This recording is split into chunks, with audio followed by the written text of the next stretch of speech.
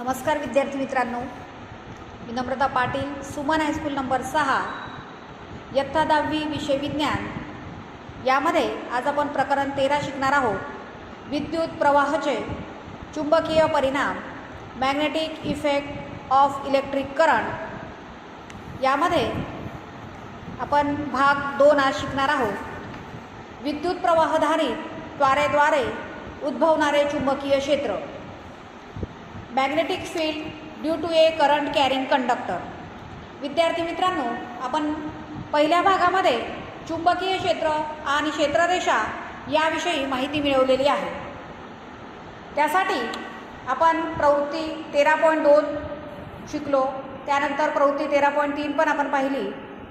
तर आज आपण विद्युत प्रवाहधारित तारेद्वारे उद्भवणारे चुंबकीय क्षेत्र कशा प्रकारे उत्पन्न होते ते शिकू. Magnetic field due to a current carrying conductor. आपण प्रवृत्ती 13.1 मध्ये पाहिले की एखाद्या धातूच्या सुवाहक तारेमधून वाहणारा विद्युत प्रवाह स्वतःच्या जवळपास चुंबकीय क्षेत्र उत्पन्न करते.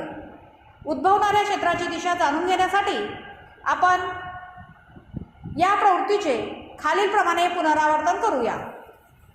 प्रवृत्ती 13.1 आणि प्रवृत्ती 13.4 याच्यामध्ये थोडंसं साम्य आहे. प्रवृत्ती 13.4, एक लांब सुरेख तार 1.5 व्होल्टचे 2 किंवा 3 विद्युत कोश आणि एक प्लग कळ घ्या. त्या सर्वांना आकृती 13.5 मध्ये दर्शवल्याप्रमाणे श्रेणीत जोडा. एका सुरेख तारेला होकायंत्राच्या सुईवर आणि तिला समांतर अशा स्वरूपात ठेवा. आता प्लगमध्ये कळ ठेवा. सुईच्या उत्तर ध्रुवाच्या कोनावर्तनाच्या दिशेचे अवलोकन करा. जर प्रवाह आकृती 13.5 मध्ये दर्शवल्याप्रमाणे उत्तरेकडून दक्षिणेकडे वाहत असेल तर होकायंत्राच्या सुईचा उत्तर ध्रुव पूर्व दिशेत आवर्तन करेल. आकृती 13.5b मध्ये दर्शवल्याप्रमाणे परिपथामध्ये जोडलेल्या सेलची मांडणी बदलून टाका. परिणामी तांब्याच्या तारेमधून वाहणाऱ्या प्रवाहाची दिशा बदलते, म्हणजेच ती दक्षिणेकडून उत्तरेकडे होईल. आकृती बी मध्ये आपण ते पाहू शकतो. सुईच्या कोनावर्तनाच्या दिशेत होणाऱ्या बदलाचे अवलोकन करा. तुम्ही पाहाल की सुईचे कोनावर्तन विरुद्ध दिशेत म्हणजेच पश्चिमेकडे होते. आकृती 13.5b. याचा अर्थ असा होतो की विद्युत प्रवाहाद्वारे उद्भवणारे चुंबकीय क्षेत्राची दिशा पण बदललेली आहे. आकृती 13.5a, सरळ विद्युत परिपथ की ज्यामध्ये सुरेख तांब्याच्या तारेला होकायंत्राच्या सुईवर तिला समांतर ठेवली आहे. आकृती बी, जेव्हा प्रवाहाची दिशा उलटवण्यात येते तेव्हा सुईची कोनावर्तन हे बदलते. हे आपण आकृती बीच्या साहाय्याने पाहू शकतो. यानंतर आपण सुरेख वाहकामधून वाहणाऱ्या प्रवाहाद्वारे उद्भवणारे चुंबकीय क्षेत्र पाहू. त्यासाठी आपल्याला प्रवृत्ती 13.5 दिलेली आहे. Magnetic field due to a current through a straight conductor. याआधी आपण सुवाहक पदार्थ, अवाहक पदार्थ याविषयी माहिती मिळवलेली आहे. ज्यामधून विद्युत प्रवाह सरळ वाहून नेला जातो त्याला आपण सुवाहक असं म्हणतो, आणि ज्यामधून विद्युत प्रवाह वाहून नेला जात नाही त्याला आपण अवाहक असं म्हणतो. उदाहरणार्थ रबर, काच. आणि सुवाहक पदार्थ धातू, लोखंड यासारखे धातू.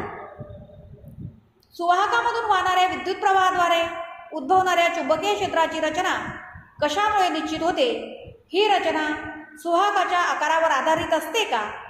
एका प्रवृत्तीद्वारे आपण त्याचा तपास करू. त्यासाठी आपल्याला प्रवृत्ती 13.5 दिलेली आहे. प्रवृत्ती 13.5 साधा असा एक प्रयोग आहे. एक बॅटरी 12 व्होल्टची बॅटरी तिथे घ्यायची आहे. चल अवरोध, त्याला आपण रिओस्टेट असं म्हणतो. आकृती 13.6a बघा. एमीटर 0 ते 5 एम्पियरचं एमीटर आपल्याला तिथे घ्यायचं आहे. प्लग म्हणजेच की म्हणजेच कळ ती जोडण्यासाठी आपण वापरणार आहे. आणि जाड लांब सुरेख तांब्याचा तार तिथे आपण घेतलेला आहे. एका लंबचौरस पुट्ट्याच्या मध्यातून त्याच्या समतलाला लंबरूप राहील कशा प्रकारे तार जाड तारेला टाका. लक्षात ठेवा, पृष्ठ जाड आणि ते वर किंवा खाली सरकत नसावे. त्याची मांडणी आकृती 13.6 ए प्रमाणे करावी.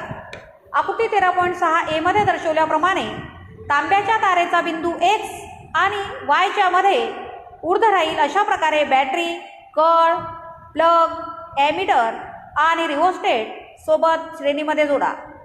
लोखंडाचा थोडा चुरा पुठ्ठ्यावर एकसारखा पसरवा. यासाठी तुम्ही मीठ शिंपडण्याच्या डबीचा उपयोग करू शकता. रिओस्टेटच्या चलचा एका निश्चित स्थितीत ठेवून ॲमीटरमधून वाहणाऱ्या प्रवाहाची नोंद करा. त्यासाठी आपल्याला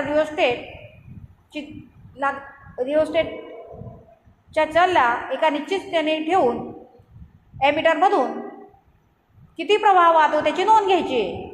कळ ठेवा आणि ज्यामध्ये तारेमधून विद्युत प्रवाह वाहील. ज्याच्यामध्ये म्हणजे की जर टाकली तर त्याच्यामधून तारेमधून विद्युत प्रवाह व्हायला सुरुवात होणार आहे.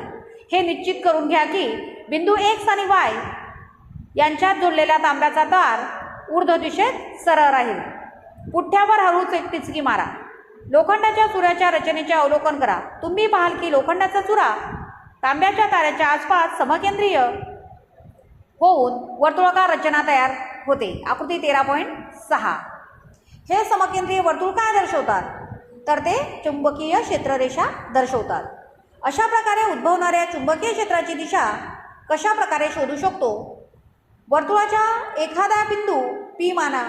जवळ होकायंत्र ठेवा. सुईच्या दिशेचे अवलोकन करा. होकायंत्राच्या सुईचा उत्तर ध्रुव सुरेख तारेमधून वाहणाऱ्या विद्युत प्रवाहाद्वारे बिंदू P जवळ उद्भवणाऱ्या चुंबकीय क्षेत्राची दिशा दर्शवते. या दिशेला एका बाणाने दर्शवा. सुरेख तांब्याच्या तारेमधून वाहणाऱ्या विद्युत प्रवाहाची दिशा उलटविल्यास चुंबकीय क्षेत्र रेषांची पण दिशा उलटली जाते का ते तपासा. आकृती 13.6.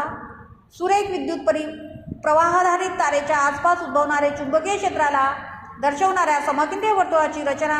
वर्तुळातील बाणाचे निशाण क्षेत्ररेषेच्या दिशेचे सूचन करते. B. मिळालेल्या रचनेचे अधिक जवळून अवलोकन करा. तांब्याच्या तारेमधून वाहणाऱ्या विद्युत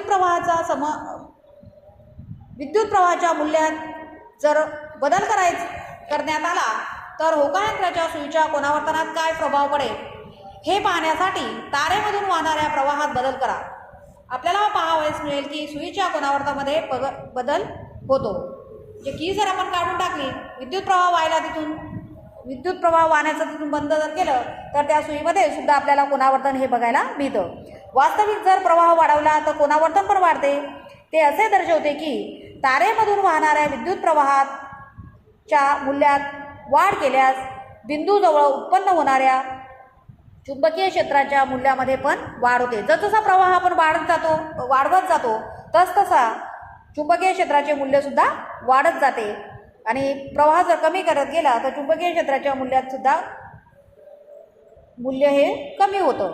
जर तांब्याच्या तारेमधून वाहणारा प्रवाह जसाच्या तसाच असेल परंतु होकायंत्राला तांब्याच्या तारेपासून दूर घेऊन जाण्यात येते तेव्हा होकायंत्राच्या सुईच्या कोनावर्तनात काय बदल होतो हे जाणून घेण्यासाठी आपण होकायंत्राला वाहक तारेपासून दूर असलेला एखादा बिंदू Q माना. जवळ घेऊया. तुम्हाला कसा बदल दिसतो आपण पाहतो की सुईचे कोनावर्तन हे कमी होत जाते.